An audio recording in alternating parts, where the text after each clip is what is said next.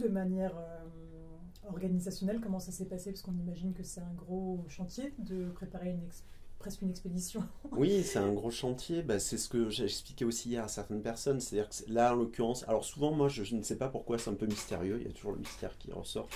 Je travaille souvent sur des périodes de 5 ans sur mes reportages. Donc, Fort des Confins, ça a duré 5 ans. Mon travail sur la Syrie, ça n'a pas duré 5 ans. Mais bon, disons que entre la prise de vue et la réalisation d'un livre et d'une expo, ça a duré 5 ans. Le travail sur l'Islande, ça a duré 5 ans. Donc, il y a des chiffres comme ça qui ressortent. Donc 5 ans, en fait, ça englobe quoi? Ça englobe l'idée de départ, c'est-à-dire l'idée de départ d'être amené à avoir envie de porter mon regard sur un sujet. Donc il y a toute une réflexion personnelle.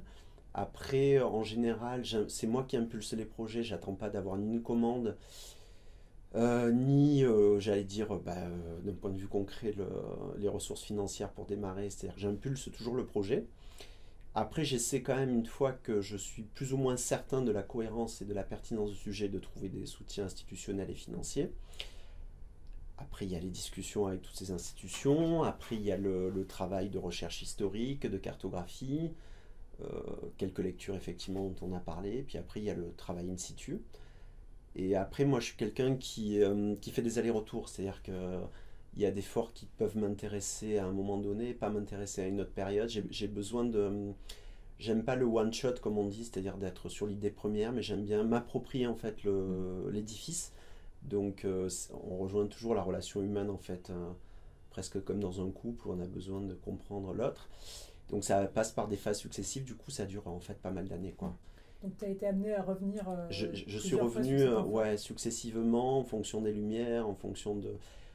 ce qui est important, c'est que quand j'ouvre la photo sur mon écran, où je ressens une émotion, ou je la ressens pas. C'est-à-dire que l'émotion, je pars du principe que quand j'ai ressenti une émotion à la prise de vue, normalement il faut que je la retrouve en ouvrant ma photo. C'est-à-dire que c'est pas un travail finalement juste conceptuel ou d'imaginaire au moment de la prise de vue, comme font beaucoup de photographes finalement, qui sont satisfaits très bien de leur truc. Moi j'ai besoin que cette émotion elle perdure dans le temps quoi. Donc une fois la prise de vue, une fois la photo ouverte chez moi, euh, sur écran. Et je pense que c'est lié aussi principalement au fait que comme je suis issu de la photographie argentique, j'ai démarré en 98, j'avais un laboratoire photo à Marseille où je passais toutes mes nuits dans le laboratoire. Donc à l'époque, il n'y avait que de l'argentique. Et c'est cette notion au temps en fait qui s'inscrit dans l'espace quoi. C'est la relation entre l'espace et le temps. Et j'ai gardé cette même culture même en argentique de la photographie en numérique, de la photographie argentique. Du coup, tu es seul ou comment ça se passe? En En in reportage? situ, ouais, en Non, reportage. je suis jamais seul. Enfin, si, je peux être seul, mais dans le cas précis des Forts des Confins, non, parce que C'est il y a techniquement lourd. des... Non, c'est pas si lourd, c'est qu'il y a c'est pour des notions de sécurité. C'est-à-dire que je suis pas un photographe intrépide, loin de là. Je peux l'être, enfin, je peux l'être, mais j'ai besoin que les choses se passent correctement. Donc il y a des accessibilités pour certains forts assez complexes. Il y a des forts qui s'effritent, qui s'effondrent. Il peut y avoir voilà, qui sont dangereux tout simplement au niveau de l'arpentage. Et donc pour des raisons de sécurité, j'y vais jamais seul. Et dans l'exposition, il y a des photos qui sont à la fois réalisées de loin, où on a juste la silhouette, des photos qui sont à l'intérieur de Ouais, l'antre des forts. Est-ce que, quand tu réalises un reportage, tu as dit que tu revenais parfois plusieurs fois, mais tout à est-ce fait. que lors de la première découverte, est-ce que tu te laisses imprégner déjà et ensuite tu réalises, ou tu réalises des clichés au fur et à mesure de la découverte? Est-ce qu'il y En a... fait, c'est les deux, c'est-à-dire je reviens toujours à ça, j'en suis désolé, mais c'est vraiment, moi, pour moi, la photographie, c'est comme une relation humaine finalement, même si c'est un patrimoine figé, c'est quelque chose qui a une histoire, qui a du vécu, qui a été habité par les hommes, etc. Donc il y a une relation un peu charnelle avec les choses. Donc il y a la relation première, instinctive, comme quand on rencontre une personne, l'idée de départ, en photo c'est pareil. Et après, il y a le fait de revenir, de voir les choses différemment en fonction d'une autre lumière ou d'un éclairage différent. Et donc, la relation, en tout cas ma relation photographique à l'objet photographié, peut évoluer en fonction de tous ces paramètres finalement. Donc, c'est toujours très instinctif, mais avec le recul, en rentrant chez moi, en regardant quelques photos, en repartant, c'est un sujet qui se construit différemment, quoi. J'avais une question sur le temps long, mais tu as en partie répondu D'accord. sur le fait que la réalisation sur 5 ans et les périodes de mise en sommeil et de réappropriation, est-ce que ça a patiné ta relation, comment, du point de départ jusqu'à 5 ans après, finalement cette relation avec l'effort, comment elle s'est... il peut y avoir... c'est particulier parce qu'il peut même y avoir des périodes, je dois avouer, où... comment dire, où je peux avoir un trop-plein aussi à un moment donné du sujet.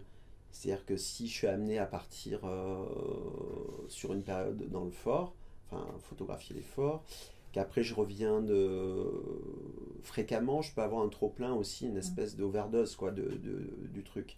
Donc j'ai besoin de prendre du recul aussi et de repartir par la suite. Donc effectivement, il y a des hauts et il y a des bas. Mais j'ai besoin d'être en adéquation avec ce que je ressens. C'est-à-dire que s'il y a un trop-plein, à un moment donné, j'ai besoin de prendre du recul, effectivement. Donc la notion de construction dans le temps est très, très, très importante, en fait. Et dans ton travail, on sent la présence humaine, mais jamais présent. Tout à fait. Est-ce que ça a orienté aussi la question de montrer un peu l'attente des hommes et du vécu, en fait, dans les forts? Est-ce que ça a orienté ton envie aussi de prendre des clichés à l'intérieur des forts où on voit la présence humaine, peut-être je pense à celle où on voit le petit graffiti, ou voilà, enfin, est-ce que ça a été très prégnant cette volonté de rendre l'attente des hommes et de montrer les hommes même s'ils sont absents? Comment tu as joué avec ça? Alors sur ce sujet-là des fortifications militaires, ça c'est très présent, effectivement, le côté intérieur-extérieur. On rejoint encore le soufisme, j'y reviens souvent, parce que dans le soufisme on appelle ça le zahir et le batin, c'est-à-dire c'est l'intérieur et l'extérieur. C'est-à-dire c'est le visible de tout un chacun, comment on voit le monde, et puis le côté caché en fait. Donc ça c'est l'intériorité des choses. Et moi je tiens souvent dans tous mes reportages à travailler sur ces deux aspects. C'est-à-dire que la première intention de départ c'est plutôt un regard extérieur. Je vais m'approprier le fort en l'occurrence dans l'inscription du paysage. C'est presque de la pudeur en fait. Et après, au fil des cheminements, justement, on parlait de notion du temps et de la récurrence des prises de vue photo, je commence à rentrer très doucement dans le fort et à essayer de comprendre son intériorité. Et dans l'intériorité, effectivement, il y a forcément l'humain, puisque l'humain était au cœur du sujet et des forts. Et donc là, je rentre plus dans la matière humaine. Tu reviens souvent sur la notion de voyage qui t'a imprégné aussi dans tes interviews. Là, c'est des forts qui sont situés en France, qui sont dans des environnements familiers mais pourtant inaccessibles. Est-ce que tu as eu le sentiment de voyager quand même si c'était dans des environnements qui peuvent être plus proches de nous Totalement, sachant que c'est des zones géographiques que je connais mais que je peux aussi ne pas connaître forcément. Donc en fait le voyage il est tout le temps là. On peut, de par ma grande, finalement, disons-le, expérience des destinations et des voyages, on peut tout à fait partir à 8000 km et pas être en déconnexion, pas être dans un voyage particulier, et on peut aller dans un territoire géographique assez proche et être dans une déconnexion totale et en voyage.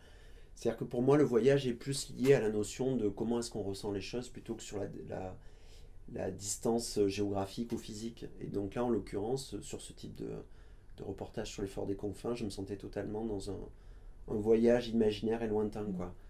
Donc on peut partir effectivement sur des destinations très lointaines et pas avoir ce sentiment d'être en déplacement, voilà. Parce que pour moi, le voyage est lié à cette sensation, en tout cas, d'être vraiment en déplacement, en déconnexion par rapport à ses habitudes et à ses repères, quoi. Dans ton travail, je pense notamment à celui que tu as réalisé sur le palais de Longchamp, tu es souvent sur la notion d'architecture, d'espace urbain, et là on est quand même sur des architectures en délitement qui sont en train de se désagréger. Est-ce que tu as eu le même plaisir à photographier parce que c'est quand même particulier, c'est presque mélancolique pour moi, je trouve. Oui, c'est vrai. Comment par rapport à des architectures bien établies et solides et tout ça, là on n'est vraiment pas sur la même notion. Comment ça, est-ce que ça t'a irrigué de la même manière? Est-ce que après c'était particulier disons que l'idée de départ de faire un travail sur mon idée de départ de faire un travail sur le patrimoine militaire, c'est pas sur le papier, c'est ce que j'ai déjà expliqué à certaines personnes, c'est pas quelque chose d'engageant. C'est-à-dire que quand on dit je vais travailler sur le patrimoine militaire, déjà c'est assez lourd, il y a une lourdeur, une charge historique qui n'est pas forcément positive. Moi, ce qui m'intéresse, au contraire, c'est d'en ramener quelque chose, à la fois de mélancolique, certes, mais aussi de l'ordre de la poésie. C'est-à-dire que le sujet militaire n'est pas poétique au départ. C'est quand même, on touche à des choses qui sont plutôt de l'ordre de la douleur, de la complexité, de l'humain dans tout ce qui peut avoir dans le domaine du ressenti de plus complexe et de plus difficile. Hein. On est sur des émotions plutôt lourdes. Et moi, je tiens à garder quand même cette mélancolie du lieu parce qu'elle existe, mais on ramenait quelque chose de l'ordre de la poésie, de l'envie de faire passer quelque chose où je me dis, tiens, le spectateur, d'ailleurs ça a été les retours que j'ai eu hier pendant le vernissage, j'aimerais beaucoup soit trouver ses forces, soit y retourner pour les voir différemment. Donc moi je suis un passeur en fait, je suis un passeur d'émotions à un moment donné pour pouvoir toucher le spectateur et que le spectateur puisse se dire, bah, tiens, j'ai envie d'y retourner finalement. Donc oui, il y a de la mélancolie, il y a un effritement du temps, il y a le temps qui passe qui se ressent beaucoup sur mon travail, mais j'essaie d'être à la fois dans la mélancolie, mais pas trop dans le pathos aussi, c'est-à-dire ouais, dans la poétique en fait des ruines, quoi. Donc ce qui se faisait beaucoup finalement en rejoignant en fait mes études classiques, ce qu'on peut retrouver dans la littérature du 19e et dans la manière de photographier, notamment effectivement au 19e siècle, dans une poésie en fait du temps qui passe, quoi. Donc là en l'occurrence c'est sur du bâti, c'est sur des fortifications militaires, mais que ce soit sur ce travail ou le travail que j'ai fait même sur le Palais Longchamp qui est beaucoup plus qui est contemporain, qui est 19e aussi, ce qui m'intéresse ouais, c'est de donner de la poésie à quelque chose qui ne l'est pas forcément au départ, quoi. Voilà. Voilà.